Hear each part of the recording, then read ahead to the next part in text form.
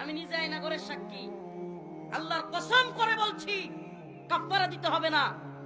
আমাদেরকে এমন রুমগুলোতে রাখা হয়েছে যেগুলো এখনো পর্যন্ত দেখাই নাই। আজকে যেগুলো দেখছেন তার চাইতে ভয়াবহ রুম আছে, তার চাইতেও ভয়াবহ। আমি পোস্ট করছি ফেসবুকে, এক বদমাশ লিখছে, হুজুর আপনি লিখলেন ছোট ছোট ঘর, এখানে তো 10 জন থাকতে পারবে, বিরাট বড় রুম। এরা এক একটা শুয়ের মতো চুকায় চুকায় খালি পয়েন্টে পয়েন্টে ভুল ধরার চেষ্টা করবে। আরে বেটা, যেই রুমে নিয়ে নির্যাতন করতো আর যেই রুমে সার্বক্ষণিক রাখতো, দুইটা এক রুম না? দুইটা কি না? এক হাত বাই দেড় হাত এতটুকু কবরের মতো যে রুমগুলোতে, এই যে টেবিলটা যেমন দেখতেছেন না, টেবিল, এই টেবিলটা এখান থেকে ওই যে লোকটা, ওই ক্যামেরা এতটুকু লম্বা, ছবিগুলো ভাইরাল হয়েছে, পারলে দেখিয়েন। এমন একটা রুমে মানুষজনকে বছরের পর বছর রাখা হইতো। র‍্যাব 1-এ আমি সেই রুমে ছিলাম। এই এতটুকু রুমের মধ্যে রাখা হইতো। এই রুমের মধ্যে পায়খানা, এখানে খাওয়া, এখানে নামাজ, এখানে গোসল, এখানে সব। কোনো পর্দা নাই। আপনি যেখানে পায়খানা করবেন কোনো পর্দা নাই, উঁচু কোনো ধরনের দেয়াল নাই, এখানেই এখানেই পায়খানা করতে হবে আপনাকে। আল্লাহর কসম করে বলছি, তবু এই আওয়ামী লীগ জাহেলরা, এই জালেমরা এখনো পর্যন্ত এগুলোকেও মিথ্যা বলতেছে। কত বড় নির্লজ্জ আর বেহায়া এদের প্রতি!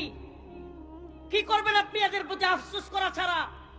আল্লাহ পাক বলেছেন, খতামাল্লাহু আলা কুলুবিহিম, আল্লাহ এদের অন্তরে সিলমোহর মেরে দিয়েছে। ওয়া আলা সামঈহিম, এদের কানের মধ্যে আল্লাহ সিলমোহর মেরে দিয়েছে। ওয়া আলা আবসারিহিম, এদের চোখের মধ্যে আল্লাহ সিলমোহর মেরে দিয়েছে। এরা দেখেও দেখবে না, শুনেও শুনবে না। অনেক ভুক্তভোগী, আমি তো শুধু নিজে দেখছি এমন না, অনেকের সাথে কারাগারে গিয়ে কথা বলছি। অনেক ভুক্তভোগী, একটা চেয়ার আছে, এটাকে বলে ইলেকট্রিক শক। চেয়ারের নাম কি? ইলেকট্রিক শক দেওয়া হয়।